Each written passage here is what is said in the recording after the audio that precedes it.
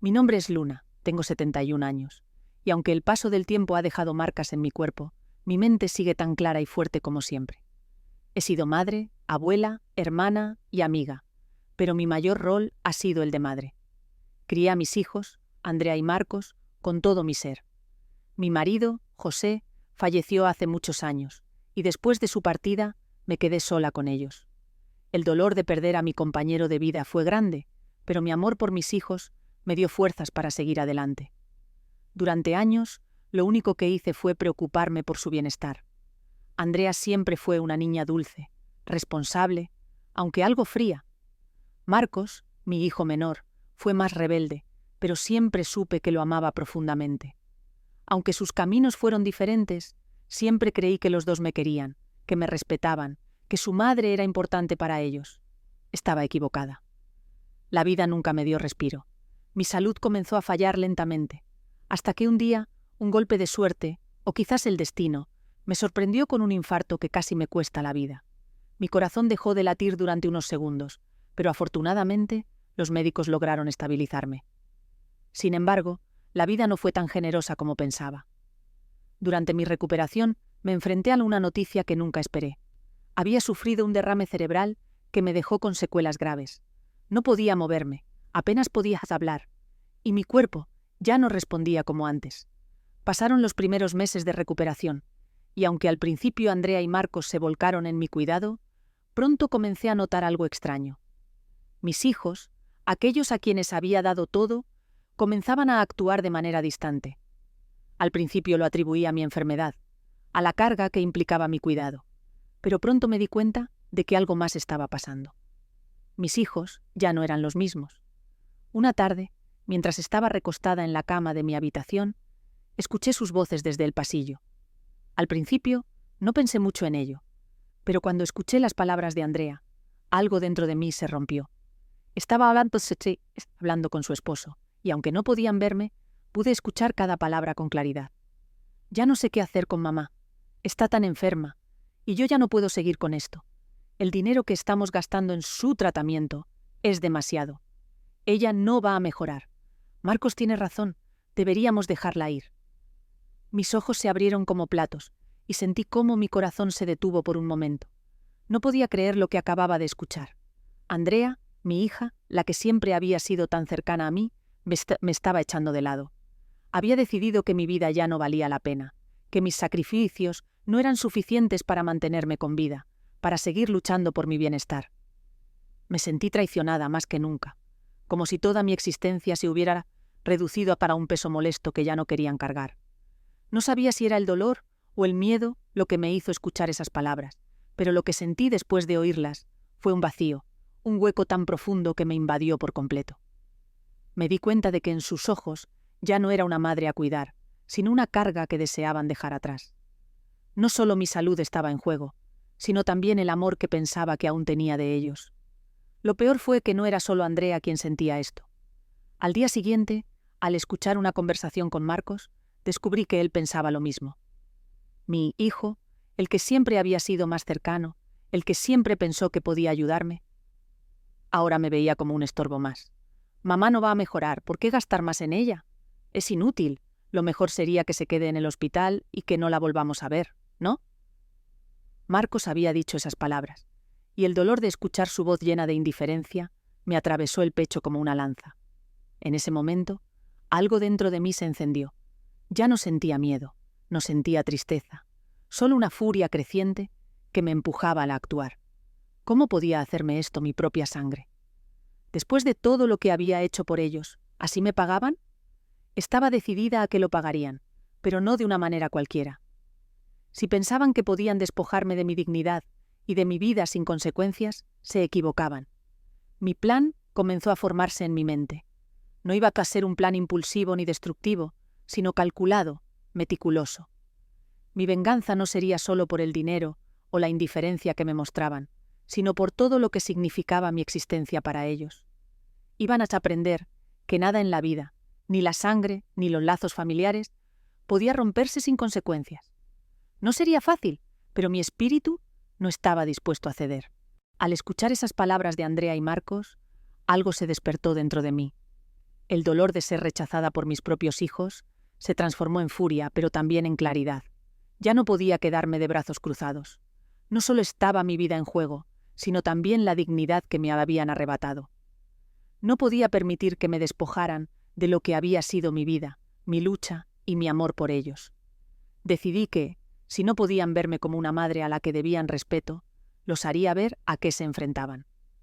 Lo primero que hice fue observar. Desde mi cama, observaba a la Andrea y Marcos con más detenimiento que nunca. A medida que pasaba el tiempo, empecé a darme cuenta de las grietas en sus vidas, de los puntos débiles que tanto intentaban ocultar. Andrea, que siempre había sido la más controlada, tenía una relación con su esposo, Sergio, que estaba al borde del colapso. Lo supe porque un día, mientras estaba en su casa, los escuché discutir acaloradamente. La conversación era sobre dinero, pero no era dinero cualquiera. Hablaban de fondos mal gestionados, de inversiones que estaban fallando y de promesas rotas. En la conversación, Andrea le decía a Sergio que había puesto toda su confianza en sus negocios, pero que ahora todo se estaba viniendo abajo. En ese momento, comprendí que mi hija estaba más atrapada de lo que pensaba. Ella tenía mucho que perder. Marcos, por su parte, vivía con una fachada de éxito que pronto se desmoronaría. Siempre había tenido una actitud arrogante, como si pudiera conseguir todo lo que quisiera sin tener que pagar el precio. Sabía que su trabajo, su familia y sus relaciones personales no eran tan perfectas como quería aparentar.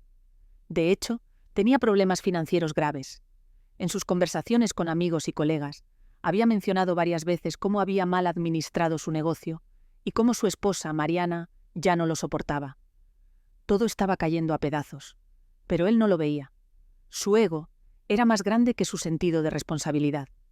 Lo que me sorprendió más fue cómo ambos, Andrea y Marcos, actuaban como si nada estuviera pasando.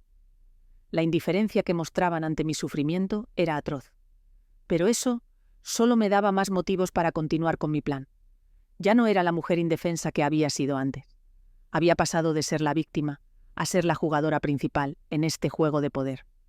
Iba a hacerles pagar por cada vez que me hicieron sentir invisible, por cada vez que me dejaron de lado. Empecé a poner en marcha mi plan. Sabía que mi venganza no podía ser impulsiva. Sería meticulosa, calculada y muy silenciosa. Mi primer paso fue recopilar información. Usé todos los recursos que tenía a mi disposición. Contactos en la industria, viejos conocidos y, por supuesto, mis propios recuerdos y observaciones. Todo lo que había hecho por ellos a lo largo de los años se convirtió en mi ventaja. Si pensaban que podían ignorarme sin consecuencias, estaban muy equivocados. Lo primero que hice fue buscar pruebas sobre las malas decisiones financieras de Andrea. Utilicé su relación con Sergio, el esposo, para obtener acceso a algunos documentos clave de su empresa. Había hablado de las pérdidas que habían tenido, y ahora tenía la oportunidad de hacerle pagar por sus errores. Los documentos que encontré mostraban transferencias sospechosas y pagos fraudulentos que Andrea había ocultado. Sabía que, si esto salía a la luz, su negocio se desplomaría, su reputación quedaría arruinada. Esto, por supuesto, no solo afectaría su carrera, sino que también afectaría su relación con Sergio. Marcos, por otro lado, no era tan difícil de manejar. Sabía que su negocio estaba a punto de caer, pero quería algo más que solo destruir su vida profesional. Quería destruir su imagen de hombre exitoso, su falsa perfección. Recibí una llamada de un amigo que había trabajado con él en el pasado, y me dio una pista crucial. Marcos había estado robando dinero de su propio negocio. Utilizaba fondos de la empresa para financiar su estilo de vida lujoso, para pagar deudas personales y para cubrir sus gastos irresponsables. No solo estaba poniendo en peligro su negocio, sino también su familia. La imagen de hombre exitoso que tanto quería proyectar era una mentira, y yo estaba decidida a exponerla. Lo siguiente fue sencillo. Filtré esta información a la prensa, haciendo que se difundiera rápidamente. No solo quería que sufrieran en privado, sino que su humillación fuera pública. No solo les quitaría lo que más amaban, sino que también les haría sentir el peso de sus errores. No habría marchas atrás para ellos.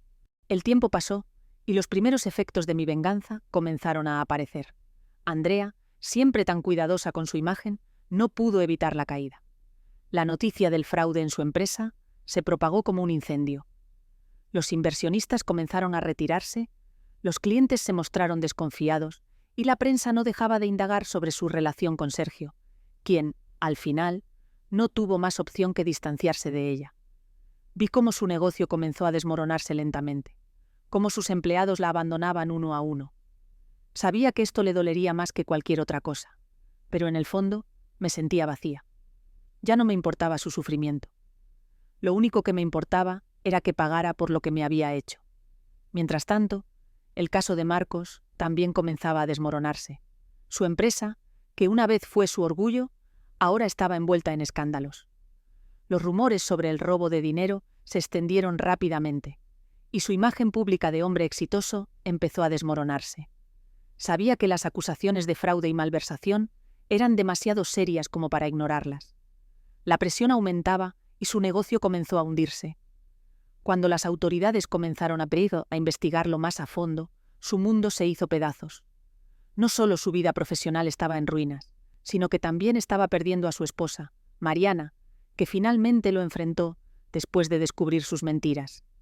Mariana no podía seguir viviendo con un hombre que había engañado no solo a su familia, sino a todos los que confiaban en él. La humillación pública fue el último clavo en el ataúd de su falsa perfección. Lo que no había previsto fue cómo comenzaba a sentirme. Cuando vi a mis hijos caer, la satisfacción que había imaginado no llegó. En lugar de sentir una victoria, una liberación, me invadió un sentimiento de vacío. Sí, había hecho justicia, pero ¿a qué? ¿A qué costo? ¿Realmente quería verlos sufrir? Había logrado lo que me había propuesto, pero la victoria se sentía extraña, incompleta. Había tomado el control, pero algo dentro de mí me decía que la venganza no era la respuesta. No había encontrado la paz que tanto había esperado.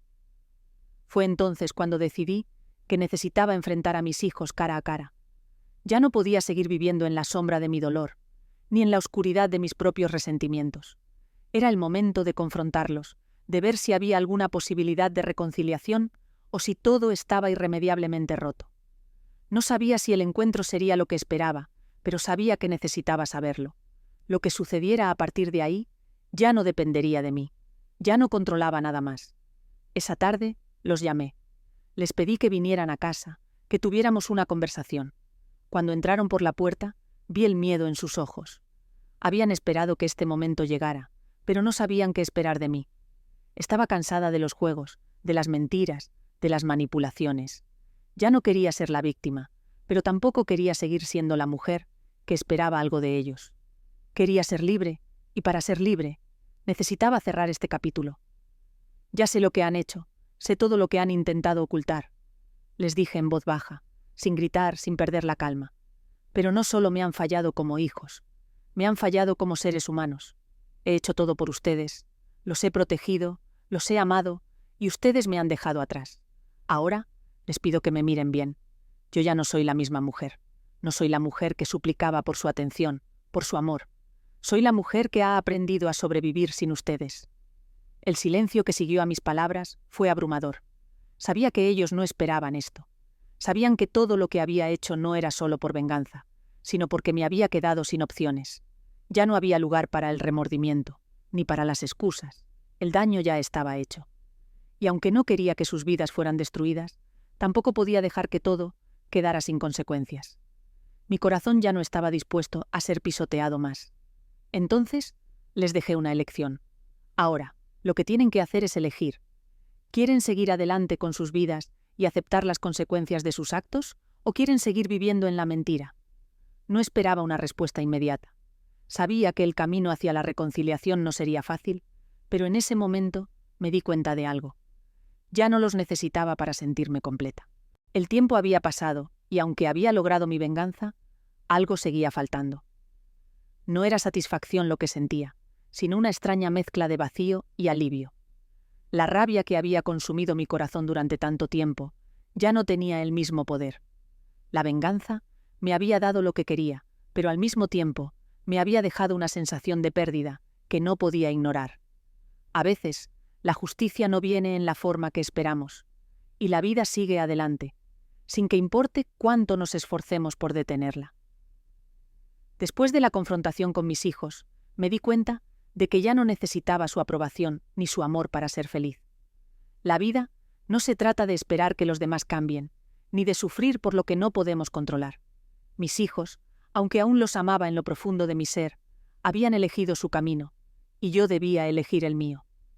Ya no podía seguir aferrándome a lo que había sido, ni a las ilusiones de lo que esperaba que fueran. Ahora era momento de mirar hacia el futuro. Decidí hacer algo por mí misma. Mi salud aún no era la mejor, pero no me dejaría vencer por lo que había sucedido. En lugar de quedarme atrapada en la soledad y el dolor, decidí empezar a disfrutar de las pequeñas cosas de la vida, esas cosas que había dejado pasar mientras me ocupaba de otros. Comencé a tomar clases de pintura, algo que siempre había querido hacer, pero que había pospuesto por cuidar a los demás.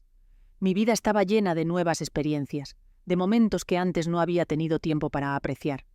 Y lo mejor de todo, comencé a sentirme bien conmigo misma. Lo que más me sorprendió fue lo que sucedió después de un tiempo. No era el odio ni el resentimiento lo que me consumía, sino la paz que empecé a encontrar dentro de mí. Mis manos, que antes temblaban de ira, ahora se movían con calma al pintar. Los colores en el lienzo representaban mi vida, mi renacimiento. Había aprendido a ser la mujer que siempre había querido ser, fuerte, independiente y capaz de tomar el control de su propio destino. Un día, después de varios meses de no saber nada de ellos, recibí una llamada inesperada. Era Andrea, mi hija. Había pasado tanto tiempo desde la última vez que la escuché decirme algo sincero. Su voz sonaba diferente, más suave, más humana. No sabía qué esperar, pero decidí contestar. «Mamá», me dijo, y el tono de su voz me dio la impresión de que, por fin, había entendido algo. «¿Podemos hablar?». Me quedé en silencio por un momento, tratando de entender si lo que había oído era real. Había pasado mucho tiempo desde que me habían rechazado de forma tan rotunda, y aún sentía el peso de las palabras que me dijeron. Pero algo dentro de mí, algo que había cambiado, me dijo que quizás era hora de darles una oportunidad, tal vez no por ellos, sino por mí. «¿Qué quieres, hija?», le respondí, pero con una calma que me sorprendió a mí misma. «Sé que te fallamos, mamá. Te fallamos a ti y a todo lo que representabas. Y estoy aquí porque después de todo lo que pasó, me di cuenta de que te necesito. No quiero que todo termine así.